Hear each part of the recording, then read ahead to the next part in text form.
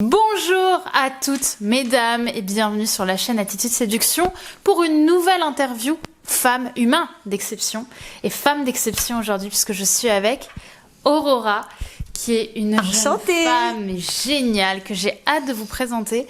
Et donc si vous ne le savez pas, dans ces interviews humains d'exception, on va pas parler des personnes qui sont reconnues pour leur travail, on va parler de leur personnalité et de leur chemin qui sont généralement inspirants. C'est tout de suite et c'est sur Attitude Séduction. Vous allez toujours avoir un moment de votre vie où vous allez être face à une peur et vous allez avoir un choix. Est-ce que j'agis ou est-ce que je n'agis pas? Les efforts paient toujours. Le travail paie toujours.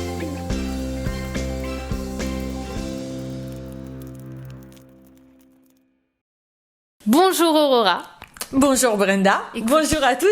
Je suis ravie de commencer une nouvelle interview avec toi parce que ça fait un petit moment maintenant qu'on se connaît et on s'est connus à différents stades aussi de nos vies, hein, faut le dire. Bah du coup Aurora, forcément j'ai une première question à te poser qui est un petit peu logique. Pour toutes ces femmes et ces hommes, parce qu'il y en a qui ne te connaissent pas, comment est-ce que tu pourrais te présenter, voilà, leur expliquer un petit peu qui tu es, ce que tu fais et ce que tu as envie de leur raconter? Alors moi c'est Aurora, je suis italienne, direct grillée. Donc qu'est-ce que j'ai fait aujourd'hui? Aujourd'hui je suis prof à l'école de influence marketing, je travaille dans 3 facultés différentes et je suis aussi youtubeuse, j'ai une chaîne YouTube sur l'empowerment au féminin. J'aide donc les working girls à devenir des vrais girl boss pour s'épanouir au travail et avoir du succès dans leur vie de femme. Yes. Je vais commencer par une question toute simple mais qui va pouvoir en inspirer beaucoup. T'étais quel genre de petite fille quand t'étais jeune? Alors, quand j'étais jeune, j'étais une fille qui ne se sentait pas fille. Je vous explique que je suis la première de 4 enfants et j'étais très moche quand j'étais petite.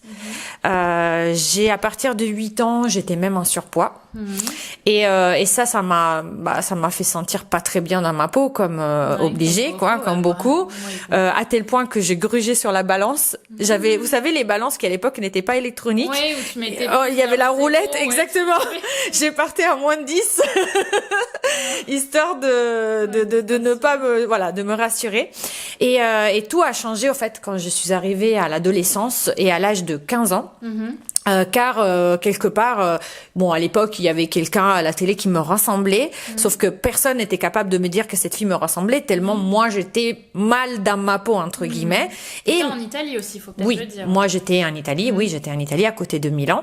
Et c'est un pote à moi, mon meilleur ami de l'époque, car moi j'étais plutôt garçon manqué, donc j'ai traîné beaucoup avec les garçons. Et c'est ce gars qui m'a dit, mais tu sais, cette fille à la télé, elle te ressemble pas mal. Et là, je me suis dit, je commence à regarder quand même. Et en effet, elle me rassemblait. Donc, j'ai commencé tout simplement à prendre d'exemple sur elle, à me maquiller un petit peu plus, alors que je me maquillais pas du tout, en fait, à l'époque, à faire attention à mes vêtements. Et d'un coup, le regard des autres a totalement changé. Mais un truc de ouf. À quel âge, là? À 15-16 ans. D'accord, ouais. Oui, entre-temps, j'avais perdu du poids, mais ce n'était pas volontaire. C'est-à-dire qu'avec la croissance, forcément, les petites filles, elles s'affinent. Donc, je m'étais affinée. Et j'ai commencé à tout simplement me mettre plus en valeur, côté vestimentaire. Et le regard des autres, c'était un truc de ouf, a totalement changé. Et à partir de là, la perception que j'avais de moi-même a aussi énormément changé. D'accord. Ok, oui, en effet, il a dû se passer beaucoup de choses. Et j'aimerais bien aussi, justement, dans cette notion exceptionnelle, peut-être que beaucoup ne le savent pas et beaucoup sont dans cette situation, c'est que tu me dis entre tes 8 et tes 15-16 ans, mais entre-temps, je crois que t'es arrivée en France. Alors, justement, je suis arrivée en France après. Je suis arrivée en France à 19 ans. Ah, ok, je pensais que t'étais arrivée vers autour de 10 ans. Mais justement, donc là, t'étais encore en Italie. Et donc, t'es arrivée en France quelque temps après. Comment ça s'est passé? Déjà, l'arrivée dans un nouveau pays, différent, même si on est sur un pays latin quand même. Au niveau de la langue, au niveau de toi, les gens, les hommes aussi, est-ce que c'était la même chose qu'en Italie? Alors non, ce n'était pas la même chose que c'est en Italie. En fait, on dit toujours que la France et l'Italie, c'est des pays cousins. Donc, qu'on est latin, qu'on se rassemble, non. Pas vraiment, pas vraiment. Alors, côté homme, moi je suis venue en France pour suivre celui qui aujourd'hui est mon mari. Donc je n'ai pas eu d'expérience directe dans le sens des histoires d'amour. Par contre, bien sûr, le regard des mecs est différent ici. C'est-à-dire que en Italie, on te dévisage. D'ailleurs, si vous êtes parti en Italie en vacances, vous verrez, surtout si vous partez dans le sud, on vous regarde de la tête aux pieds. Mais les mecs n'osent pas vous aborder dans la rue. En Italie, il y a une sorte de respect. Donc, on a une sorte de admiration envers les belles créatures. Et parfois, ça peut être gênant parce qu'on rentre dans un restaurant et tout le monde, on dirait que ouais, c'est tout se fige pour... Il y a une beauté, une valorisation de la beauté. Quoi. C'est ça. En fait, Une survalorisation de la beauté. Mais ça n'empêche que on n'ose pas vous aborder. Alors qu'ici, c'était mademoiselle, vous êtes charmante, je peux vous offrir une canette. Et c'était ça dans le métro. À quelle ville? Paris. Mais quand je suis arrivée à Paris, j'étais au lycée. Parce que j'ai commencé par un BTS et donc j'étais dans un lycée à Gare du Nord. Et à l'époque, je connaissais pas les différences entre les quartiers. Pour moi, un quartier valait l'autre. Et je me suis retrouvée à parler en verlan parce qu'en plus, tu as dit par rapport à la langue, c'était pas ma langue maternelle, le français. Chez moi, personne ne parlait français. Donc, l'idée, c'était que j'apprenne tout. Et j'étais comme une éponge, comme les bébés. J'absorbais tout et je me suis retrouvée, au bout de 2 ans de BTS, à parler verlan. C'est génial. Ce qui fait que quand j'ai commencé mes premiers stages, on me disait, on ne dit pas aller bouffer. Non, on dit aller manger. Ou des choses comme ça. Argot, quoi, ouais. Un argot. Et bon, après, c'était aussi du vrai verlan. Du vrai verlan. Oui. C'est fou ça. Et comment toi justement t'as vécu ce changement, on va dire, d'être loin de ta famille, loin de tes amis de l'époque aussi, j'imagine, parce que je pense qu'il y a beaucoup de femmes qui nous regardent, qui sont de pays différents ou qui sont arrivées en France aussi, qui sont pas forcément françaises, comment on dit, hexagonales de naissance, métropolitaine. Comment toi tu l'as vécu? Justement, ce changement d'arriver dans un pays où tu connais personne, et qu'est-ce que tu conseillerais aussi aux femmes qui seraient peut-être dans cette situation? Alors moi, j'étais enthousiaste à l'idée de changer de pays parce que c'était pas quelque chose que j'ai subi, mais c'était quelque chose que j'avais voulu faire. Donc c'était ma volonté. Quand j'étais petite, d'ailleurs, si on parle de loi d'attraction, j'avais écrit sur mon agenda, quand j'avais 15 ans, j'ai écrit « Un jour, je serai française ». C'est dingue. Donc t'étais attirée par la France naturellement. Oui, j'étais attirée par la France et j'avais mis un drapeau de la France sur mon agenda. J'étais venue avec celui-là qui était mon copain, mais sinon avant lui, non, je connaissais pas du tout. Mais en fait, pour tout vous dire, l'attirance pour la France vient de Lady Oscar. Donc c'est le. Oui, c'était. Je m'attendais absolument pas à ce qu'il y ait ce mot qui sort dans cette interview. Voilà, c'était vraiment Lady Oscar, la Révolution française, et tout ça, ça m'avait vraiment. Vidéos, non, c'est ça. Oui, aussi. Oui, c'est toute cette période. Exactement. Et du coup, c'était ça qui m'avait attiré énormément en fait. Quand je suis arrivée en France, donc c'était voulu, ça n'empêche qu'il y a quand même la différence qui était frappante et flagrante. Et c'était très difficile pour moi de m'intégrer, notamment quand j'ai atterri dans ce lycée, parce que quelque part, il y avait des gens qui habitaient le quartier ou pas loin, qui étaient donc de Paris, et ils avaient déjà tout leur groupe d'amis. Donc moi, je suis arrivée, j'étais un peu l'intrus. Et en plus, je parlais pas super bien. Et au départ, je me rappelle, j'apprenais par cœur mes leçons parce que j'avais pas assez de vocabulaire. Je savais pas, ouais. Je savais pas. Et donc, je suis arrivée et je me suis peu à peu, j'ai fait un petit peu mon trou. C'est surtout à partir du moment où je suis partie à la fac, parce que à la fac, en fait, je suis partie à la Sorbonne, et à la Sorbonne, il y a plein de gens étrangers. Déjà, j'étais en LEA, donc forcément, il y a toutes les personnes, langue étrangère appliquée, donc toutes les personnes qui ont au moins une autre nationalité. Et donc là, je me sentais beaucoup plus à l'aise. Parce que quelque part, comme tout le monde était un peu déraciné, où il y avait des gens déracinés d'autres pays, où il y avait des gens déracinés d'autres régions de France, il y avait des Normands, des Bretons, et donc tout le monde était dans la même condition que moi. Dans la même galère. Tout le monde manquait d'amis. Et donc là, c'était beaucoup plus simple. Je pense qu'en fait, c'est souvent dans ces situations-là qu'on se serre les coudes et où on crée des liens très forts. C'est quand on se retrouve avec une difficulté commune en groupe et qu'on doit la surmonter, on va préférer la surmonter ensemble. C'est ça, exactement. Plutôt que chacun de son côté, puisqu'on dit souvent, seul on va plus vite, mais à plusieurs on va plus loin. Exactement. Et donc c'est puissant. Et écoute, qu'est-ce qui s'est passé ensuite pour toi? Parce que là, tu parlais couramment français, si je me souviens bien. À la fac, oui. À la fac. Moi, je sais ce que tu fais aujourd'hui, on va évidemment en parler, mais à l'époque, tu étais loin d'amener à faire ce que tu fais aujourd'hui, hein. C'est bien ça? Exactement. Et donc, qu'est-ce que tu faisais à l'époque et comment t'en arrivais à un moment de te dire, j'ai envie de changer de vie et j'ai envie de passer à autre chose? À l'époque, donc, je suis arrivée en France. Mon premier objectif, c'est d'apprendre la langue, de faire des études longues, car je viens d'une famille de professeurs, donc où la culture est vraiment la chose primordiale. Donc, pour moi, c'était impossible de m'arrêter en BTS. J'ai continué justement à la fac jusqu'à master. Et l'idée, c'était de trouver un job fixe. Parce que en Italie, j'en parle aussi dans mes vidéos, mais il y a vraiment cette terreur de perdre le job parce que c'est tellement dur d'en avoir un. Ouais, là-bas, c'est très dur apparemment. Ouais. Très dur. Donc, dès que tu es en CDI, tu ne le lâches plus. Et donc, comme moi, je suis arrivée en France et j'ai commencé déjà à chercher un poste dans le privé, déjà pour ma famille, c'était la honte absolue. Je voulais faire du commerce à la fac aussi, et pour ma famille qui est des littéraires, déjà le commerce c'était quelque chose qui n'était pas assez bien, assez noble. Donc j'avais déjà ces obstacles-là.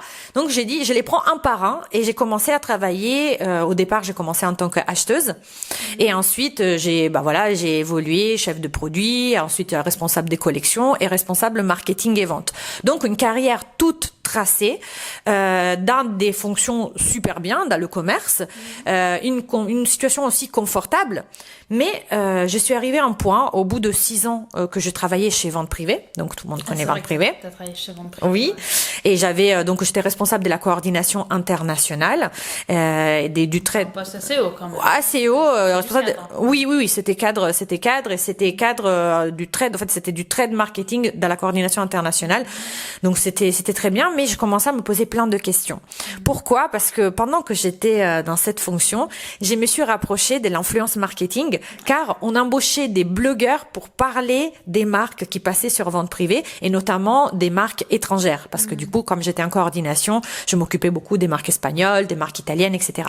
Et là, je me suis dit, mais c'est trop bien d'être créateur de contenu, en fait. Et c'est trop bien de pouvoir parler de ce qui nous plaît, tout simplement. C'était 2015, donc c'était l'époque des blogs. Encore, c'était blog. Là, on n'était pas très YouTube. En 2015, c'était blog, c'était les blogs voyage, les blogs mode. Exactement. Ouais. Exactement. Et là, je me suis dit, il faut que je reprenne mes études pour en connaître plus. C'était essentiel pour moi. Et j'ai repris mes études. Donc, déjà, c'était un gros changement. Parce qu'à un âge adulte... Tes études à quel âge? 30 ans. 30 ans. 30 ans, on reprend ses études. Voilà. Et on reprend. Zéro. Ah oui, parce que c'est un MBA. En fait, j'ai repris un MBA. Donc, quelque part, j'étais partie sur marketing classique. Et là, je me suis recyclée sur tout ce qui est digital pur et dur. Ouais. Alors, pour des gens qui sont externes, forcément, on s'est dit, mais tu travaillais chez Vente Privée, tu connaissais déjà tout ce qui est Internet. Mais en fait, il y a une différence entre e-commerce, Internet, et marketing digital, dont je ne connaissais absolument rien. Et là, je reprends mes études, et déjà, c'était un gros changement. Ouais, voilà. C'était tout un autre monde. Mais par contre, ce qui m'a énormément plu dans cette formation, c'est que on nous a appris à apprendre de nous-mêmes. Il y avait un côté un peu développement personnel. Un peu, parce que quelque part, on vous dit, vous allez oublier tout ce que vous avez appris aujourd'hui à l'école, des notions. Sur des notions.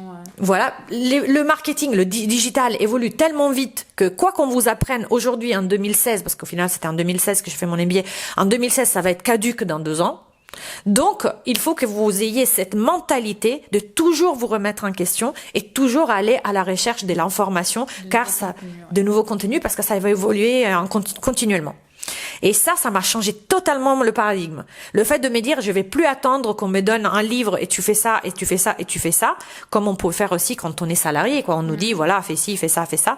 Là, c'était, débrouille-toi par toi-même et trouve-toi ce que tu veux étudier, ce qui te passionne. Et à partir de là, je me suis dit, mais est-ce que je suis prête à retourner dans le salariat? Et c'était ça la grosse question. Au final, j'ai lancé mon activité en freelance. Mon activité de consultante dans l'influence marketing, parce que j'ai fait une thèse de l'influence marketing. Et mais ça continuait d'évoluer, parce qu'en parallèle, j'avais ouvert un blog, Amour Blog et Beauté, qui existe toujours. C'est un blog mode, etc. Et je me suis dit, mais non, il faut plus. Et je me suis rapprochée de l'influence marketing. Et là, j'étais happée par une structure d'une agence qui a voulu que j'aille, par contre, encore en salarié. Mais voilà. Il voulait absolument, pour une histoire de technologie propriétaire, que je sois salariée, chose que j'ai faite pendant 1 an. J'ai monté pour eux la filiale espagnole de cette même agence d'influence. Combien de langues, du coup? 4 langues. Tu parles donc? Italien, anglais, français et espagnol. Et un tout petit peu d'indonésien. Oh! Mais voilà. Franchement, c'était vraiment quelque chose qui m'a ouvert totalement l'esprit. Et là, j'en arrive à un stade où je me dis, si je peux, après on peut jamais savoir dans la vie, mais si je peux être indépendante, ne plus travailler pour quelqu'un, c'est... Dans l'influence marketing, du coup. Influence marketing, femme, en fait, ça a un peu évolué parce que quelque part, quand j'étais en entreprise, j'ai vu aussi des choses qui ne me plaisaient pas. Et je me suis sentie de défendre ces filles qui sont peut-être salariées, qui n'osent peut-être pas lutter contre certaines choses qui se passent. Par exemple, des thématiques de burn-out, des filles qui sont mises au placard, des gens qui perdent des équipes de 25 personnes du jour au lendemain juste parce qu'elles sont trop vieilles et on veut les virer, mais on peut pas les virer parce qu'elles coûteraient trop cher. Voilà, donc des choses comme ça, ou même des gens qui sont jeunes, qui sont forts, qui en veulent, qui bossent jusqu'à 22 heures et qui quand ils demandent une augmentation ou une promotion, non, c'est trop tôt. C'est trop tôt, tu dois déjà remercier parce que t'es jeune et on te donne la possibilité d'évoluer dans une grosse société.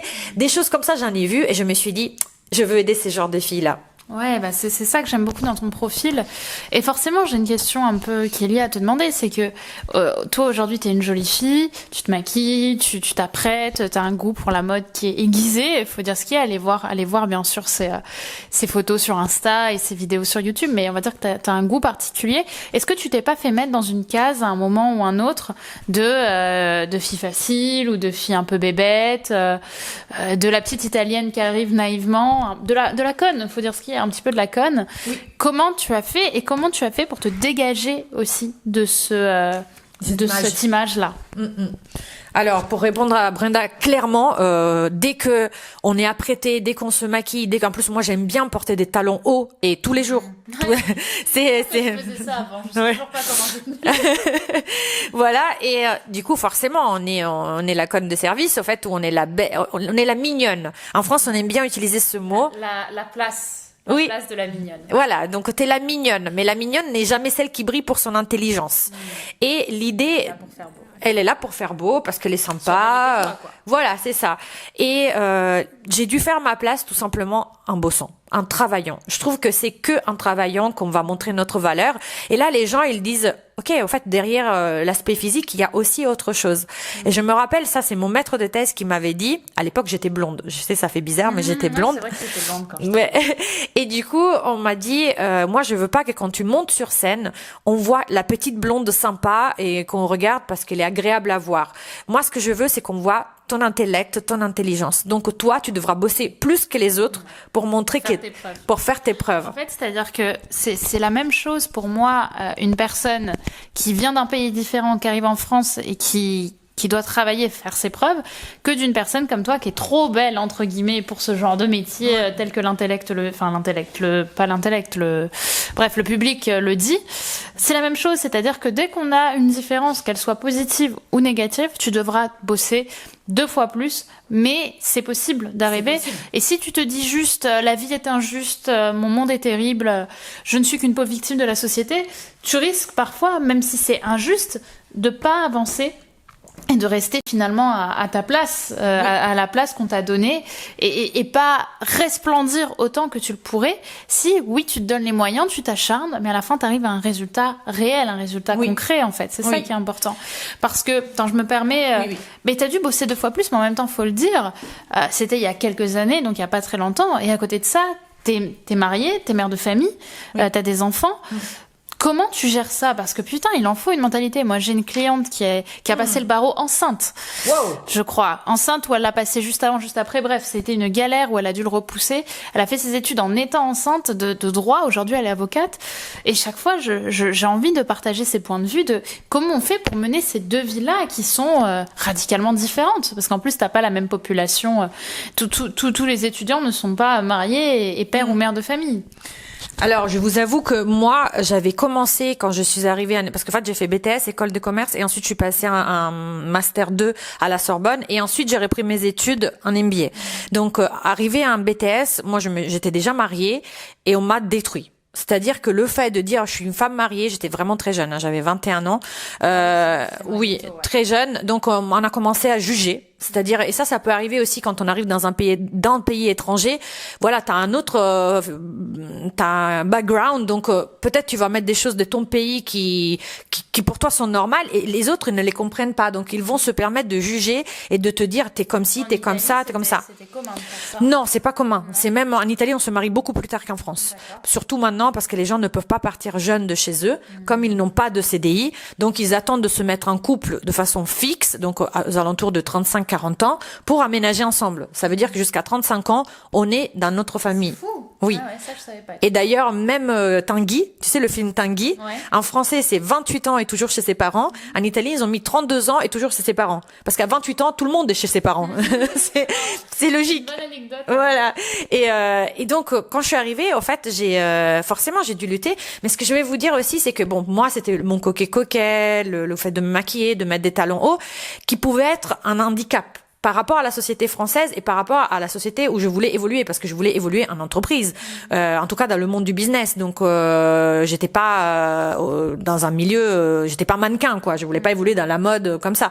Et vous peut-être quand vous êtes étrangère, vous dites moi je parle arabe, donc je me fais par exemple je sais pas traiter mal parce que Oui, je parce suis. qu'on pense que je suis que je suis je sais pas que je suis il y a tellement de choses possibles Oui. que dans quelques temps je vais arriver avec la burqa. Voilà, c'est que, ça.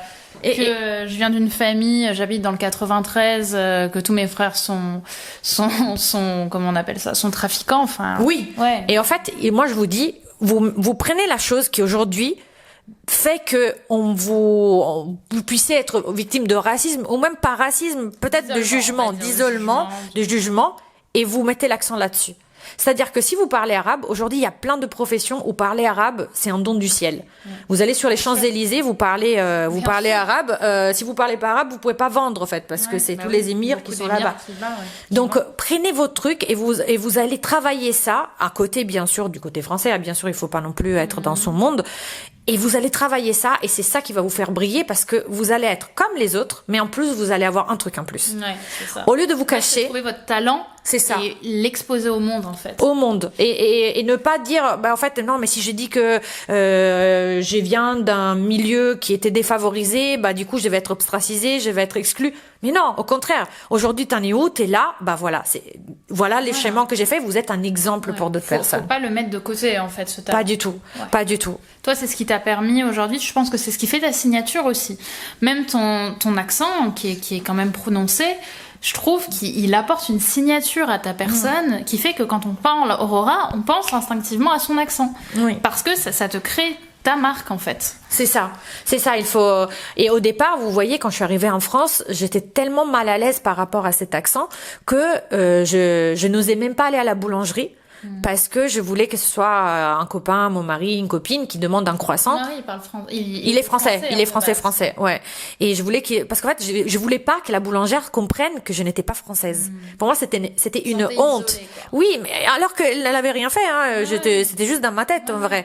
Parce que parfois, nous-mêmes, on s'est mis des barrières, hein. Bien sûr, les croyances limitantes. Voilà, on s'est mis des barrières, on s'est dit, voilà, parce que je ne suis pas française, j'aurais pas accès à ça. En fait, c'est juste dans notre tête. Et à tel point que je n'osais même pas ouvrir la bouche, quoi. Et pendant beaucoup de temps, je ne voulais pas parler français face à des étrangers, en fait, des gens que je connaissais pas, parce que j'avais peur qu'on me dise, toi, t'es pas française. Et en fait, j'ai complètement switché de paradigme quand je suis partie aux États-Unis. Ouais. Parce qu'aux États-Unis, on s'en bat totalement le steak de voir si tu es américaine ou pas. Tout ce qu'ils veulent, c'est te comprendre. Oui, donc, il y a une mentalité plus. Alors c'est marrant, c'est paradoxal parce que d'un côté, au niveau des lois, c'est chacun pour sa gueule. Oui.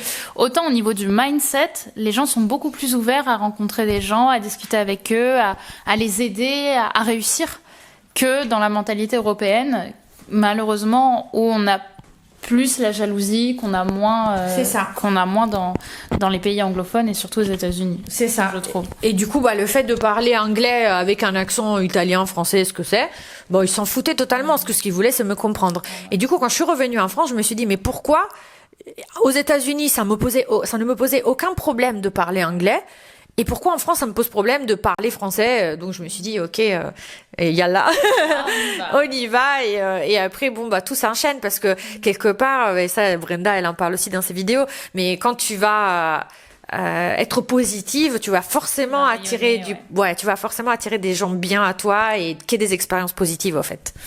Ok, mais écoute, c'est hyper enrichissant tout ce que tu nous dis là. Est-ce que tu aurais un mot de la fin à nous dire? Après, évidemment, je mettrai tes réseaux, etc. en description. Mais déjà, est-ce que toi, tu vois, tu connais un petit peu mon public, c'est des femmes généralement célibataires qui manquent un peu de confiance en elles, qui se sentent complexées de quelque chose. Qu'est-ce que tu aurais à leur dire à toutes ces nanas? Bah moi je vais rebondir sur le message que j'essaie de promouvoir aussi sur ma chaîne, c'est bonne mais pas conne. Les filles, vous pouvez être magnifiques, vous devez pas vous cacher, vous devez pas vous emmitoufler dans des gros pulls. Si vous avez des caractéristiques fières, vous êtes ronde, ok, vous êtes fière d'être ronde parce que vous avez sûrement des parties du corps que quelqu'un qui est super mince adorerait avoir vos courbes. Et inversement, si vous êtes super mince, bah il y en a plein qui voudraient mourir pour être mince comme ça. Donc vous vous mettez en valeur et c'est pas parce que vous vous mettez en valeur que vous êtes belle. Pour moi, le fait de se faire belle, c'est pas pour les autres, c'est pour vous. C'est vous respectez. C'est du respect envers soi-même. Vous êtes au top et c'est pas parce que vous êtes au top que vous êtes stupide. Au contraire, pour moi, c'est bonne mais pas conne. On peut être belle et intelligente. Yes, exactement. Et j'ai oublié de te poser cette question, donc je vais te la poser maintenant. C'est la dernière, on clôturera là-dessus. Si t'avais la petite Aurora de 20 ans qui débarque en France devant toi, qu'est-ce que t'aimerais lui dire?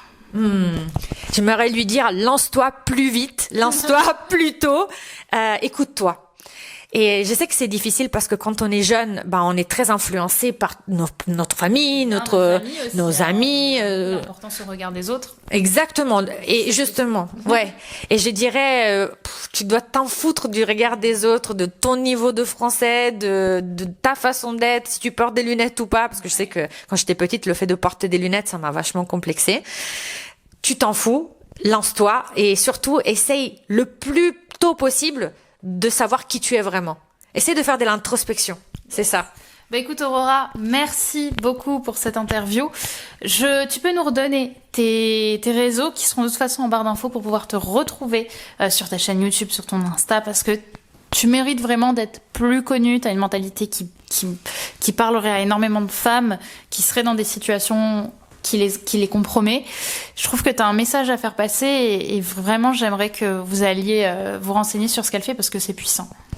Merci beaucoup Brenda. Alors moi je parle surtout à la femme qui évolue dans un milieu professionnel en tant qu'indépendante ou dans le salariat. Mes chaînes sont Aurora sur YouTube. Il faut taper Aurora Négociation pour le moment, mais vous allez trouver tout de suite ma vidéo. Sur Instagram, j'ai encore le nom du blog, Amour, Blog et Beauté. C'est comme Amour, Gloire et Beauté, mais il y a un blog à la place.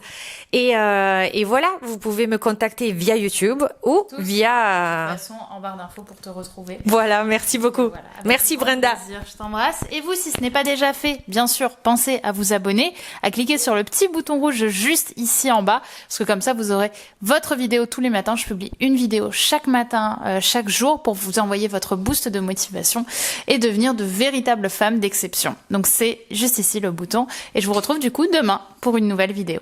Bye. Ciao, ciao.